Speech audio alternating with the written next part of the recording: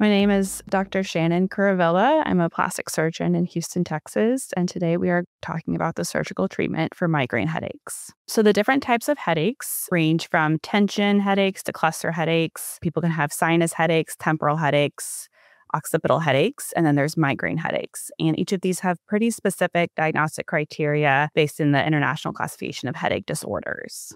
You would know what type of headache you're having based off of whether it's bilateral, unilateral, associated symptoms, timing in the day, whether it, kind of comes on all at once or starts in one spot and radiates. Those are a few of the different diagnostic criteria that a neurologist would use to categorize your headache type. So if you have migraine headache disorder and that migraine starts in the exact same spot every single time, and it's one point that you can point at with one finger, there's some trigger points that are more common than others, and these have known pathways that they travel within the soft tissues or the bones of your head. A lot of these are either fascia or ligaments or muscles, and those can be released surgically to help reduce triggering of that nerve that then leads to your migraine headache.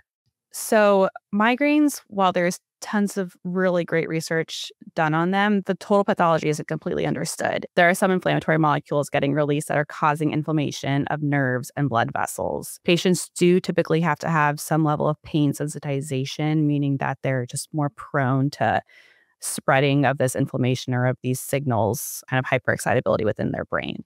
So that's kind of the central description of it within the brain. What I deal with is more the extracranial triggering of that. So the thought is that these nerves are becoming inflamed extracranially, so outside your cranium, outside your skull. And that inflammation of that nerve can be communicated as a nerve, is traced all the way back into your brain or spinal cord. There's two broad categories of migraine headaches, and a lot of people are familiar with this, either migraine without aura or migraine with aura. And if you have the aura, or if you don't have the aura, kind of determines how many of these headaches you have to have for it to be qualified as a migraine. So a migraine without aura is usually diagnosed if you've had 5 of these attacks. The headache lasts from 4 to 72 hours, and it has at least 2 of certain criteria. So it's unilateral, it's pulsating, it's severe. You have kind of a known triggers such as food, sleep, exercise. And then it can also be associated with nausea or vomiting. If you have a migraine with an aura, which is kind of like a sensory experience you have before or during the migraine, you don't need 5 of those attacks. You only need 2. There's pretty strict clinical criteria to diagnose that. And we really leave it to the neurologist to offer that diagnosis just because we don't want to be ruling out or ignoring any other more concerning causes for these headaches that patients might have. Chronic migraines are actually 15 headache days a month. So you're having 15 headaches within a 30-day period, and 8 of those have what's called migrainous features. So some of those characteristics we talked about, like the pulsating, the unilateral, the severe, and that has to happen for 3 months in a row to then be diagnosed as somebody with chronic migraines. Headaches are second leading cause of years living with disability according to the Global Burden of Disease, and it's the first for females. We talk about how patients that have migraines, they tend to peak in like your working years. So like in your 20s and your 30s and 40s. And patients can expect to lose around 4.5 work days per month. So just the loss in productivity alone is pretty huge. Just on top of that is just this sense of lack of control of your life and not being able to predict this or always be worried about making any sort of plans. I think that a lot of patients have their migraines well controlled. That allows them to be a functioning member of society, reduce those days lost at work, fulfill their, family duties, engage in meaningful relationships and within society. There is a genetic component to migraines. Migraines tend to run in families. I know that there is this thought that there's like a genetic predisposition to having reduced myelin around your nerves, or which is like a coating around your nerves that can help almost serve as a pillow or a covering of your nerves to help protect against trauma. So there's a genetic cause that might reduce that and therefore make your nerves more sensitive to compression. So specifically talking about those trigger points. But yes, it can run in families. As we get into some of the hormonal causes of migraines, there's the thought that women have migraines, I think, 3 times more frequently than men. One of those can be the menstrual migraines. And the thought is this estrogen withdrawal hypothesis. So as your estrogen drops, your migraines can be triggered.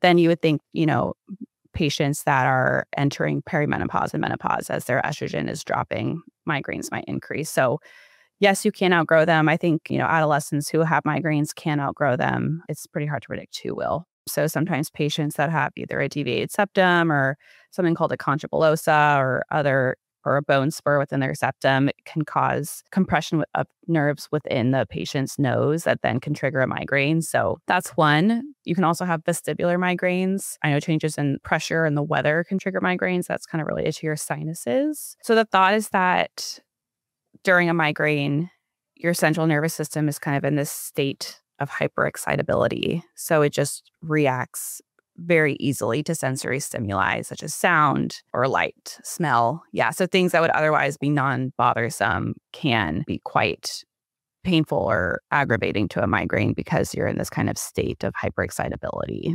The natural progression of migraine kind of describes this prodrome where patients can almost sense that a migraine is coming on. It's some sort of like sensory change. Doesn't necessarily have to be an aura, maybe pins and needles or like a sense of anxiety. I think that is when patients, usually reach for their abortive medications because they can tell that it's coming on. It's some sort of sensory change. In my subset of patients, they'll note a very specific spot on their temple, forehead, back of their scalp where they're experiencing a very sharp pain that then will start to radiate and spread and become almost unilateral of the entire head on one side.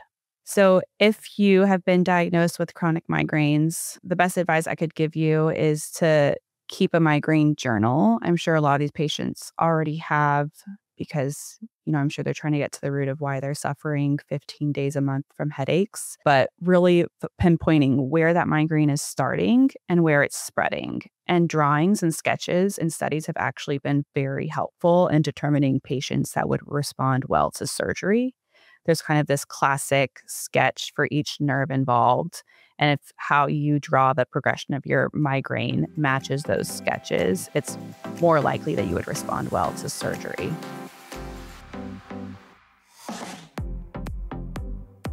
Basu Plastic Surgery is located in Northwest Houston in the Town Lake area of Cypress.